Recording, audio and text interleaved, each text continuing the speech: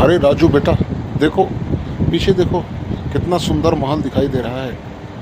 हाँ अंकल, महल तो बहुत सुंदर दिखाई दे रहा है और इसका इतिहास भी बहुत बड़ा हो सकता है। क्या आप इसके विषय में जानते हैं? हाँ हाँ, मैं जानता हूँ इसका इतिहास। किसी रोज बड़े बड़े राजा अधिकार किया करते थे इस महल पर, लेकिन जब उन्होंने गलत कार्य किया और पाप कुकर्म किए तो कुकर्म में ही सारी संपत्ति को वो लोग लगाया करते थे। और धीरे धीरे हम देखते हैं कि उनके ऊपर से जो परमेश्वर का अनुग्रह था वो दूर होता चला गया और ये महल अभी खाली पड़ा है, उसका एक भी वंश अभी बाकी नहीं रहा। खैर वो बात छोड़ो, आज मैं तुम्हें बाइबिल से आधारित एक दृष्टांत के विषय में बताने जा रहा हूँ। वह है उड़ाऊ पुत्र का दृष्टांत, कि किस रीति से एक पुत्र ने अपने पिता से अपने हिस्से को मांगकर कुकर्म में उड़ाया और फिर वापस लौटा।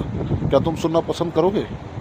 हाँ अंकल, आप मुझे सुनाइए। बाइबिल के विषय में मुझे सुनना बहुत अच्छा लगता है।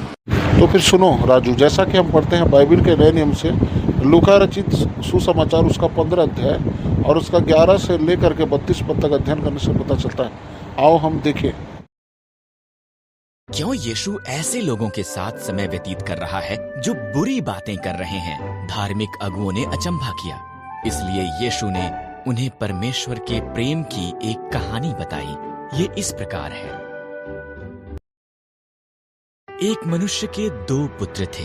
छोटे पुत्र ने उसके पिता के मरने के बाद मिलने वाला हिस्सा मांगा। टूटे दिल के साथ पिता ने उसकी संपत्ति का आधा हिस्सा उसे दे दिया।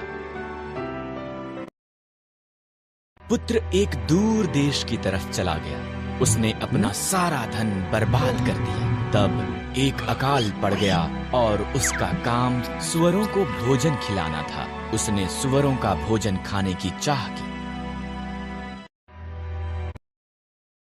मेरे पिता के नौकर भी इससे अच्छा खाना खाते हैं, उसने सोचा। मैं वापस घर जाऊंगा और मान लूंगा कि मैंने उसके और परमेश्वर के विरुद्ध पाप किया है। शायद वो मुझे अपने नौकरों में से एक जैसा बना ले। बेटा घर वापस लौटा।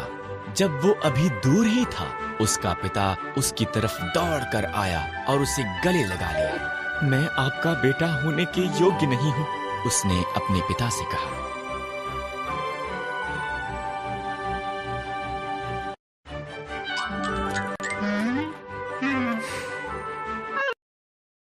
मेरे बेटे के लिए मेरा सबसे अच्छा वस्त्र लेकर आओ, पिता ने अपने नौकरों से कहा। उसकी अंगुली में अंगूठी डालो, सबसे मोटा बछड़ा पकाओ। मेरा बेटा खो गया था और अब वो मिल गया है।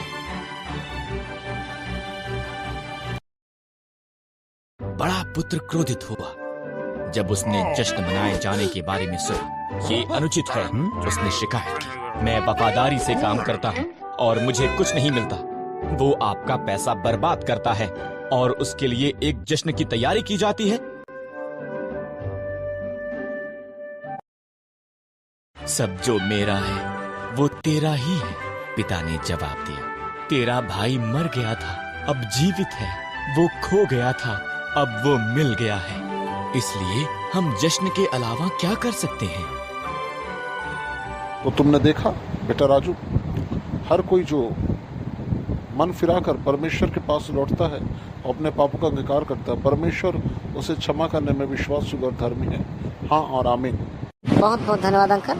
मैंने बाइबिल के हिस्ट्री से एक बड़े उदाहरण को सीखा और मैं भी इसको अपने दोस्तों में शेयर करूंगा और उन सभी लोगों तक भी पहुंचाऊंगा जो प्रभु यीशु के विषय में नहीं जानते, और उन्हें बताऊंगा कि यदि हम अपने मन को फिराएं और पापों से फिरे तो यीशु हमारे सारे पापों को धो सकता है अपने लहू के द्वारा। ऐसा ही है ना अंकल?